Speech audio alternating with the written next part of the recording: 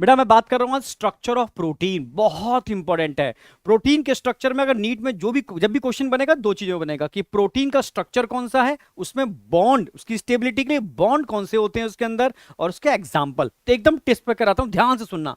भाई प्रोटीन के चार स्ट्रक्चर हो सकते हैं, प्राइमरी, सेकेंडरी, टर्शरी, क्वाटरनरी। ठीक है, जब प्रोटीन की एक सिंगल पॉलीपेप्टाइड चेन बनती है इट इज अ प्राइमरी जिसमें ओनली सिंगल टाइप का बॉन्ड होगा, peptide bond is a covalent bond. ठीक है, प्राइमरी स्ट्रक्चर सिंगल पॉलीपेप्टाइड जिसमें एन टर्मिनस, सी टर्मिनस और सिंगल बॉन्ड होगा, पेप्टाइड बॉन्ड। अच्छा, अगर प्राइमरी स्ट्रक्चर को स्टेबल करने के लिए मैं हाइड्रोजन बॉन्ड यूज करूं और हेलिकल फॉर्म बना लूं तो बन जाएगा अल्फा हेलिक्स, और बीटा प्लेटेड शीट बना दूं, अगेन स्टेबल करने के लिए हाइड्रोजन बॉन्ड चाहिए इस स्ट्रक्चर को। ठीक है, तो पेप्टाइड के साथ साथ यहां पर क्या होगा, हाइड्रोजन बॉन्ड होगा।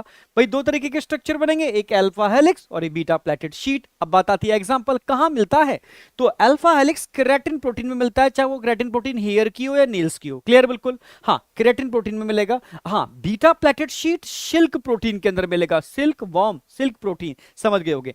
अब टर्शरी स्ट्रक्चर की बात करते हैं।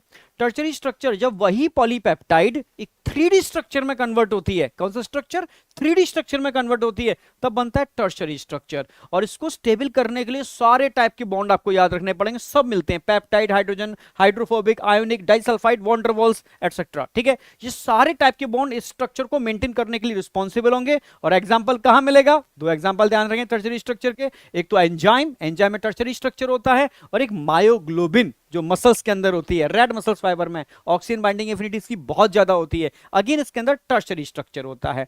अब मैं बात करता हूं क्वाटरनरी।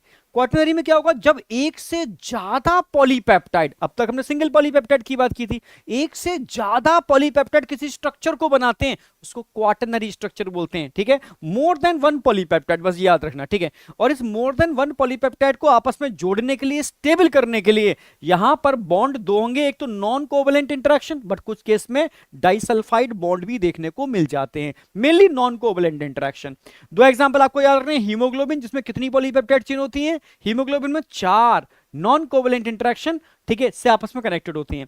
अगर मैं इम्यूनोग्लोबुलिन की बात करता हूं, इसमें भी 4 पॉलीपेप्टाइड चेन होती हैं। ठीक है, अगेन डाइसल्फाइड बॉन्ड से आपस में कनेक्टेड होती हैं। अगर ये कंसेप्ट क्लियर हो गया हो तो एक क्वेश्चन का आपको रिस्पॉन्स देना है, देखता हूं दे पाते नहीं दे पाते हो। क्वेश्चन आपके सामने है, ठीक है, मुझे दो इसके रिस्पॉन्स चाहिए कि स्ट्रक्चर ऑफ इंसुलिन, इंसुलिन का स्ट्रक्चर भी जानना है मुझे, और इंसुलिन के स्ट्रक्चर को मेंटेन करने के लिए कौन सा बॉन्ड रिस्पॉन्सिबल होता है। ठीक है, तो ये आपको मुझे बताना है, अगर कंसेप्ट आपका क्लियर हो तो आप बता पाओगे, बिल्कुल।